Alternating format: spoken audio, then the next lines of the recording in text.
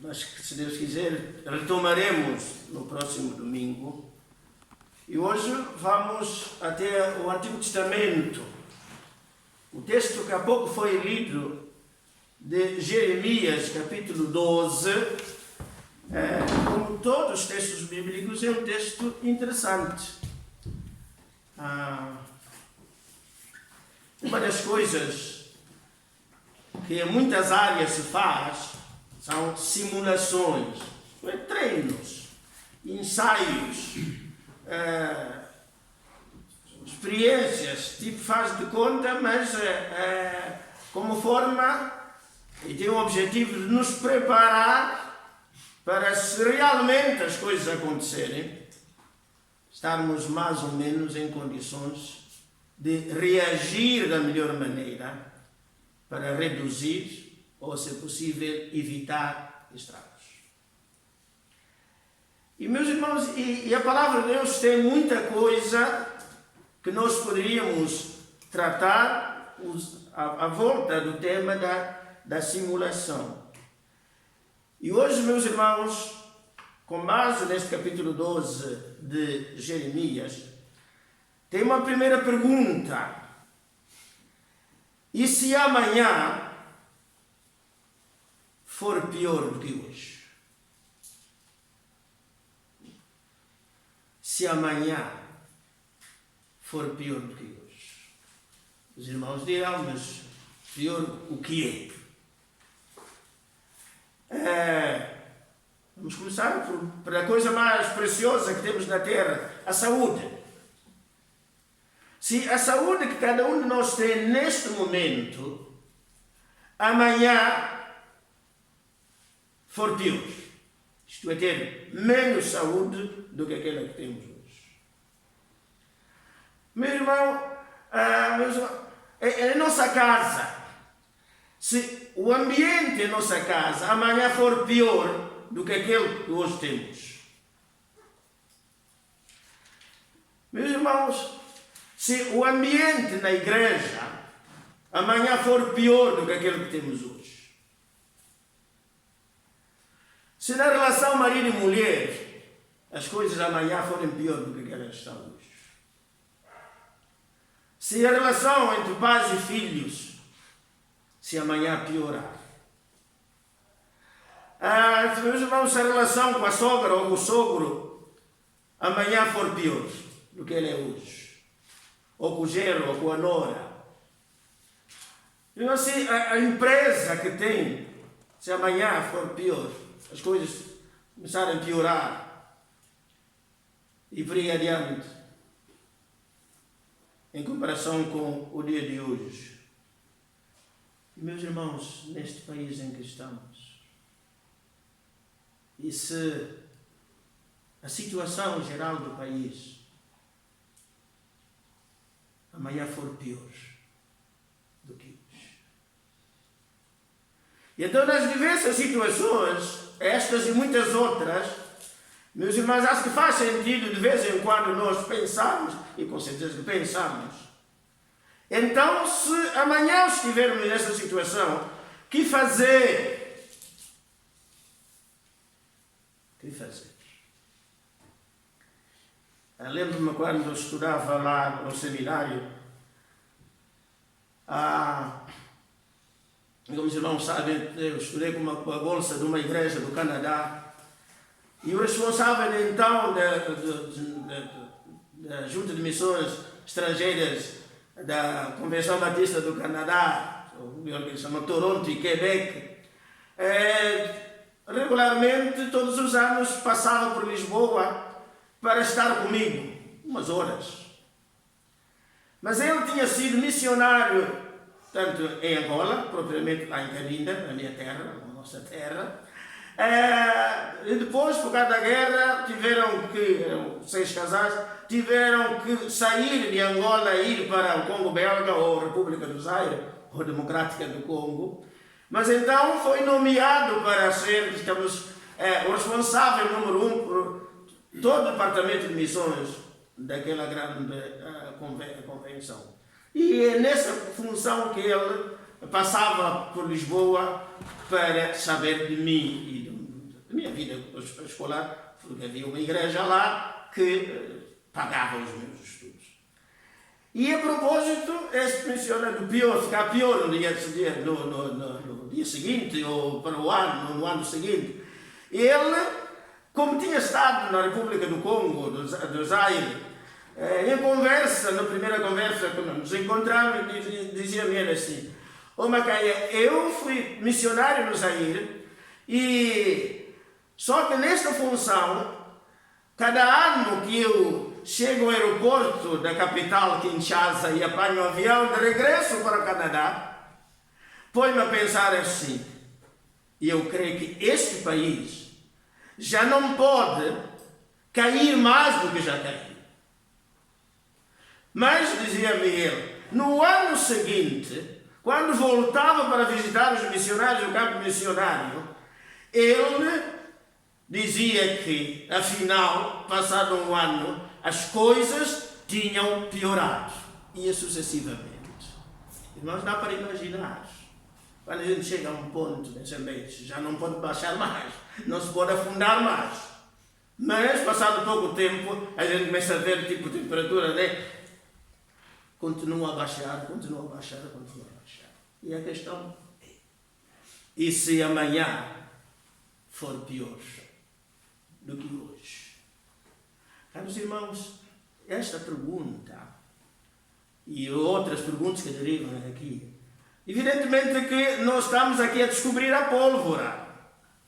A Sagrada Escritura, a Bíblia, aponta, registra ou deixou registrar vários textos, desde o Antigo Testamento ao Novo Testamento, que fazem, por outras palavras, exatamente esta pergunta, mas também respondem à pergunta e mostram que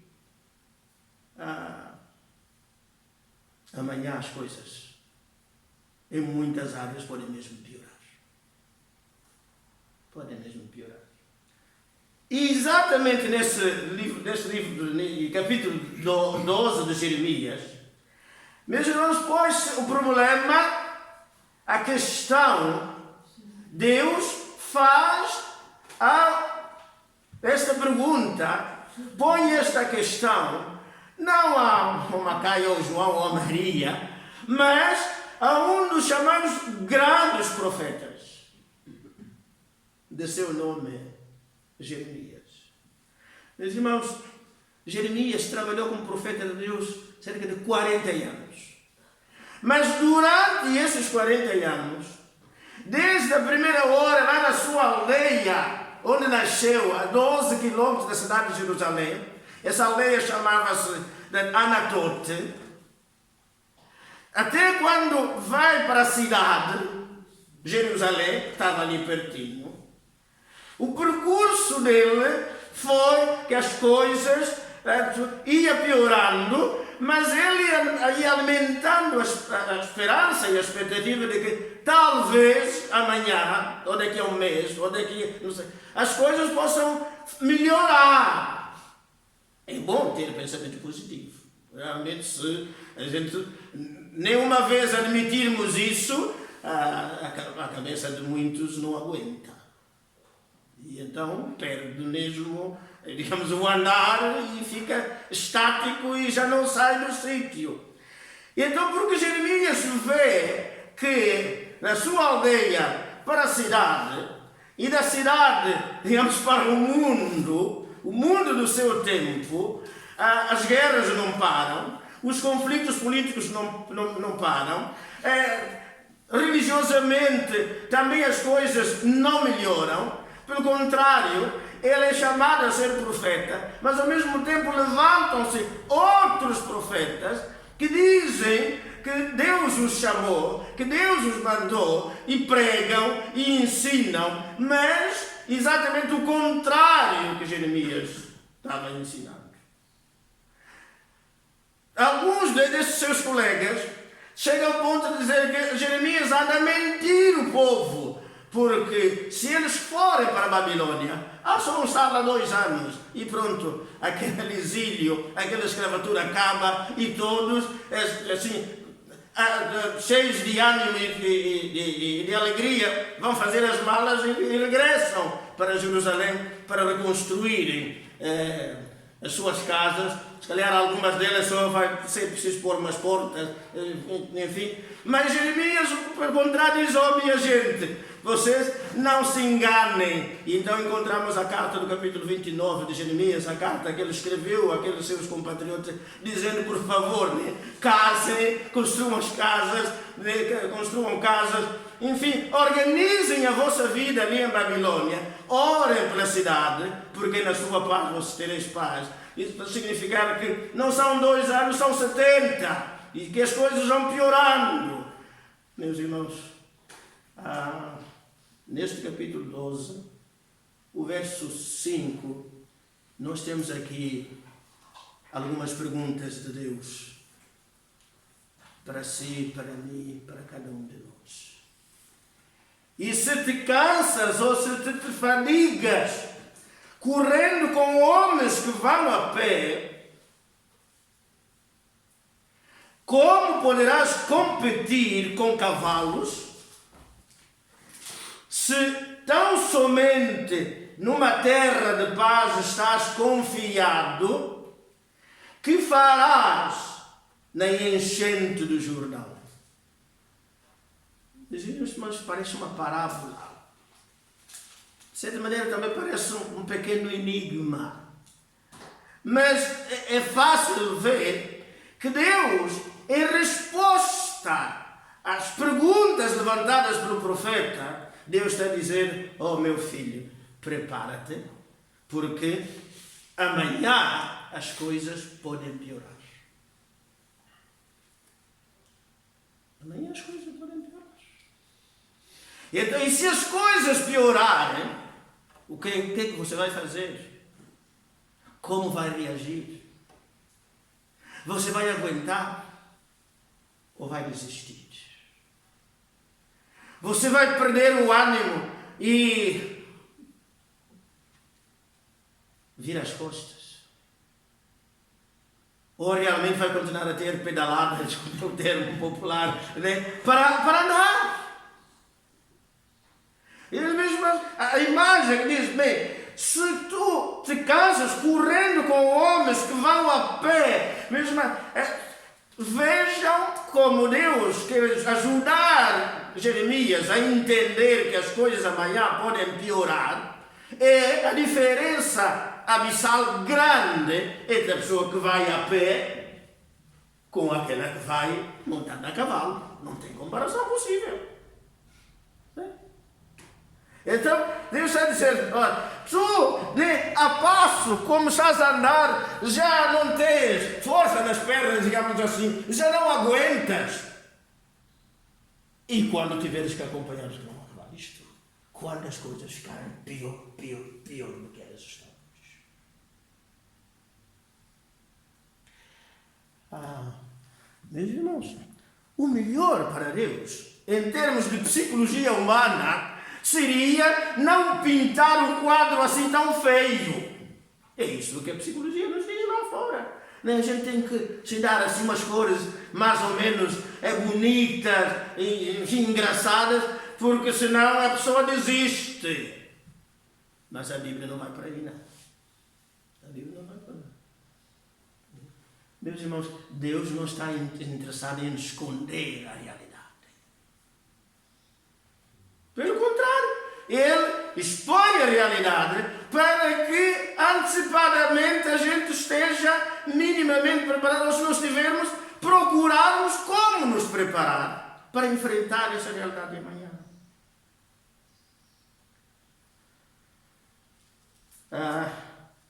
E diz a segunda parte, né? E se tão somente numa terra de paz estás confiado.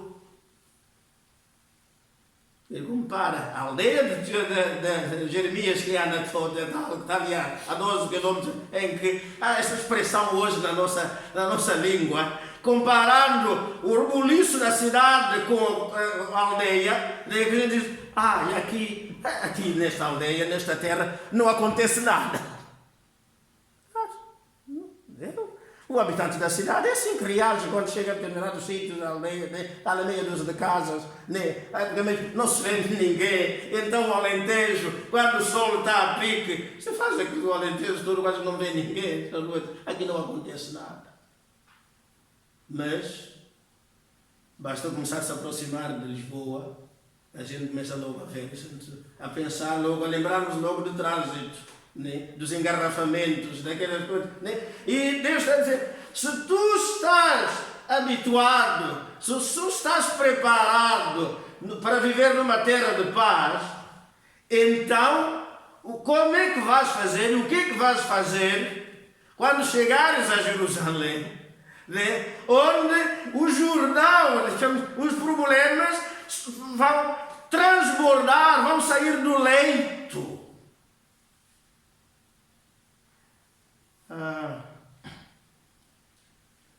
Dizia, meus irmãos, que isto não é só do Antigo Testamento. Reparem, o último livro da Bíblia, meus irmãos, que é o Apocalipse, capítulo 6. Apocalipse, capítulo 6.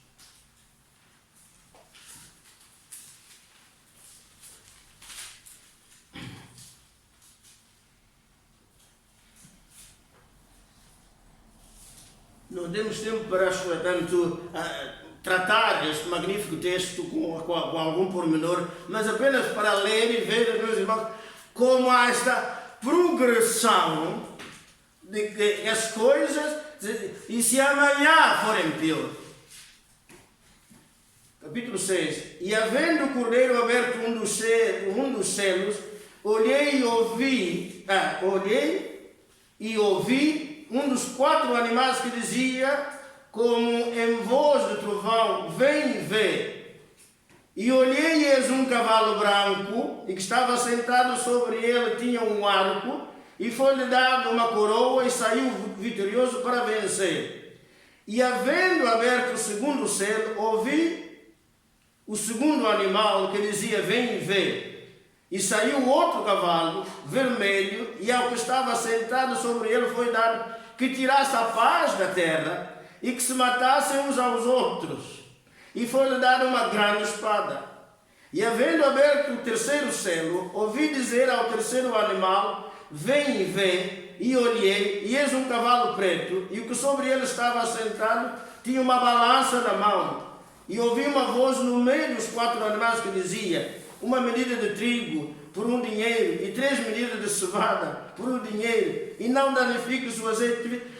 Veem os irmãos as coisas a piorar, né? E se amanhã,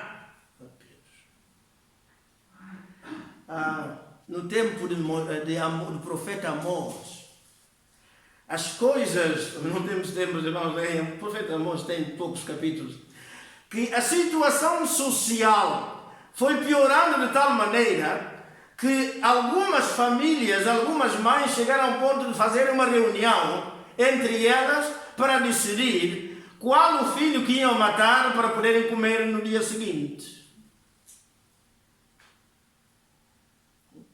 Famílias inteiras tão endividadas, que o chefe de família deu tudo para tentar pagar as dívidas, e já não podendo, fez exatamente, fazia como fez o Egas Muniz da história de Portugal, né? Pegou na mulher, pegou nos filhos, e foi a família toda entregar-se. Dizendo, olha, a gente já não tem como pagar. E se as coisas ficarem piores, se as coisas piorarem. Meus irmãos, Mateus capítulo 24, Mateus capítulo 24. Meus irmãos, é verdade que nós sabemos que este tipo de pregação não ganha votos, mas é o que está aqui escrito. Né? Tem que estar aqui escrito. Tem que ser. Né? Porque as coisas, de facto, podem piorar com cada um de nós. Né? Mateus capítulo 24, a partir do verso 2. Jesus, porém, lhe disse, Não vedes tudo isto? Em verdade vos digo que não ficará aqui pedra sobre pedra que não seja derribada. E estando sentado no Monte das Oliveiras, chegaram-se a ele os seus discípulos em particular, dizendo: diz-nos quando serão estas coisas, e que sinal haverá da tua vinda e do fim do mundo. Jesus respondeu e disse-lhes: acautelai-vos que ninguém vos engane, porque muitos virão em meu nome dizendo: eu sou o Cristo, e enganarão a muitos. E ouvireis de guerras e de rumores de guerras. Olhai e não vos assusteis, porque é necessário que isto tudo aconteça, mas ainda não é o fim. Porquanto se levantará nação contra nação, reino contra reino, haverá fomes, pestes, terremotos em vários lugares, mas todas estas coisas ainda são o princípio das dores. Mas, e se amanhã a coisa ficar pior? A questão é: como é que eu, que digo que sou cristão, a minha família que diz que é cristã, como é que vamos reagir? É verdade, vamos continuar a sair de casa para vir a um lugar como este para participar de um culto? Em nossa casa, vamos continuar a pegar na Bíblia e acreditar neste livro? Ou tudo vai mudar? Meus irmãos, Jó, capítulo 2.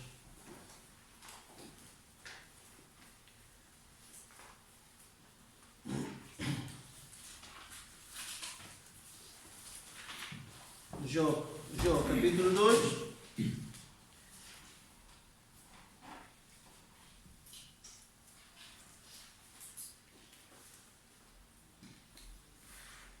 Diz o verso 8. Sabemos que o Jó, tanto, cada dia a coisa foi piorando. Aliás, do mesmo dia, de manhã era de uma maneira, já ao meio-dia a coisa estava muito feia e o dia terminava de uma maneira que como se tivessem passado anos. E Jó, tomando um pedaço de telha, capítulo 2, verso 8, para raspar com ele as feridas, assentou-se no meio da cinza.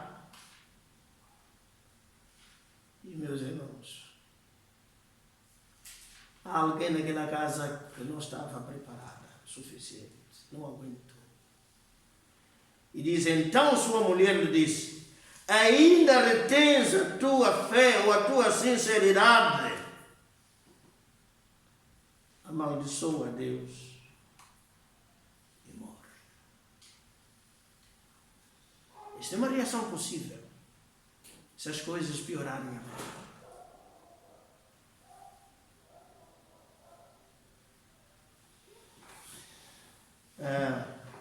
Mas o nosso irmão Jó diz: mas ele disse à mulher: como fala qualquer doida, assim falas tu. Receberemos o bem de Deus e não receberíamos o mal.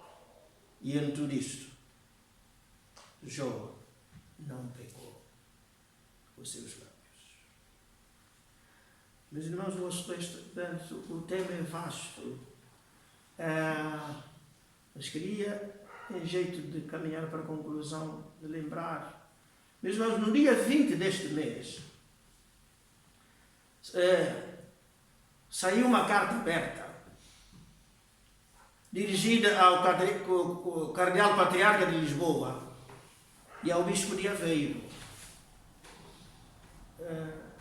Não sei se todos tiveram conhecimento disto, mas, meus irmãos, quem não teve, o nosso tempo é curto, por favor, quem tem acesso à internet, faz uma pesquisa, né? Carta aberta ao Cardeal Patriarca ou ao Bispo de Aveiro, e vai ver o que está lá escrito nessa carta. E, meus irmãos, para mim não é só, digamos, as acusações, chamemos assim, que as pessoas fazem ao Cardeal Patriarca e ao Bispo de Aveiro, mas o tipo de algumas pessoas que assinam essa carta como reação à carta assinada pelo general Ramalhianos e outros por causa da história da tal disciplina de cidadania. Meus irmãos, amanhã as coisas vão ficar piores. Ou as coisas já estão a piorar neste país, também no Jardim à beira-mar plantado. Porque, meus irmãos, a maneira como o cardeal patriarca e o bispo de Aveiro são tratados nessa carta, meus irmãos, no mínimo, falta de respeito. Eu não sou católico, apostólico romano e não moro de amores por isso. Mas, independentemente das crenças, as pessoas merecem o nosso respeito e estima. E pior, meus irmãos, as pessoas que tratam estes obreiros da Igreja Católica assumem-se dizendo nós somos igreja. Meus irmãos, eu quando li aquilo pensava assim, onde é que eu já vi isso? E onde é que eu já ouvi isso? Em nome da igreja. Mas que igreja? Teologicamente, aquelas pessoas que dizem que eles são igreja, meus irmãos, nunca foram igreja nenhuma, porque as convicções delas são exatamente o contrário do que a palavra de Deus. Se eles forem uma igreja sem Bíblia.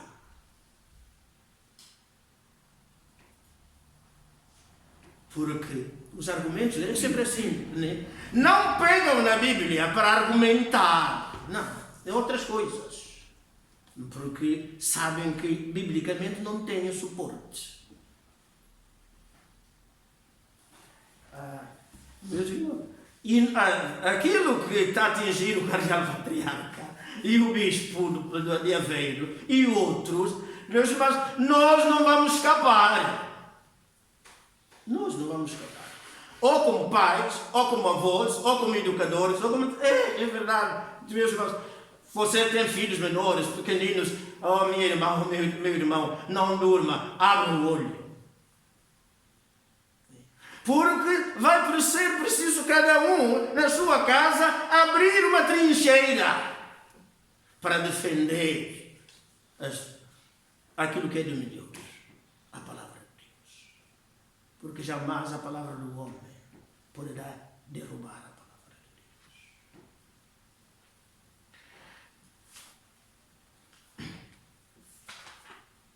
2 Timóteo, capítulo 4.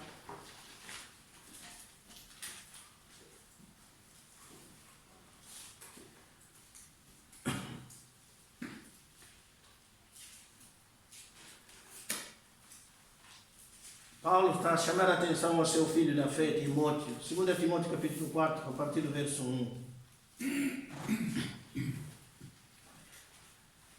Conjuro-te, pois, diante de Deus e do Senhor Jesus Cristo, que há de julgar os vivos e os mortos na sua vida e no seu reino, que pregues a palavra, instes a tempo e fora de tempo, redarguas, repreendas, exortes com toda a longanimidade e doutrina, porque virá tempo em que não, meus irmãos, estão a ver o futuro, né? Isso é amanhã, né? Porque virá tempo em que não sofrerão ou não suportarão a sã doutrina, mas tendo comichão nos ouvidos, amontoarão para si os doutores, conforme as suas próprias concupiscências ou desejos, e desviarão os ouvidos da verdade, voltando às fábulas. Mas, se você estiver preparado, Paulo está a dizer a Timóteo que as coisas vão piorar, mas que ele, Timóteo, deve ser verso 5, mas tu sês sóbrio em tudo, sofre as aflições, faz a obra do evangelista, cumpre o teu ministério. Meus irmãos, e se amanhã for pior do que hoje, o que é que o irmão vai fazer? O que é que a irmã vai fazer?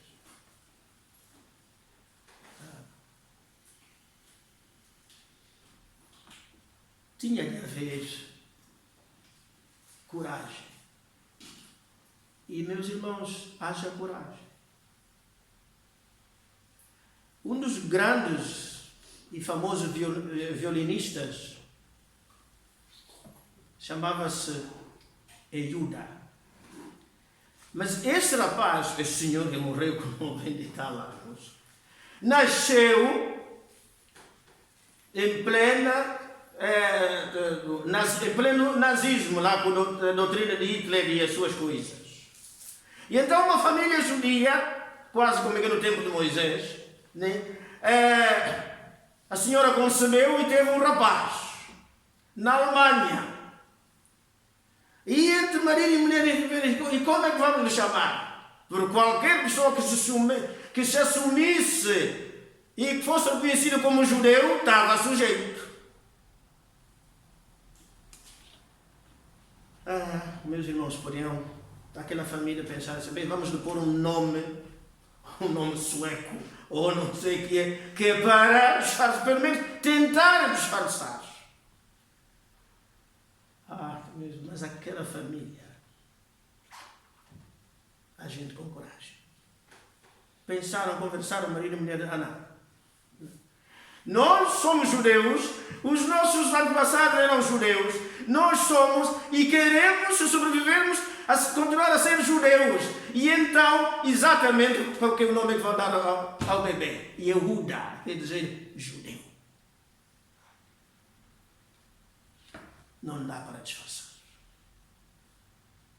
E, meus irmãos, graças a Deus, milagrosamente, quase como Moisés, né? Aquela família e aquele menino foram salvos.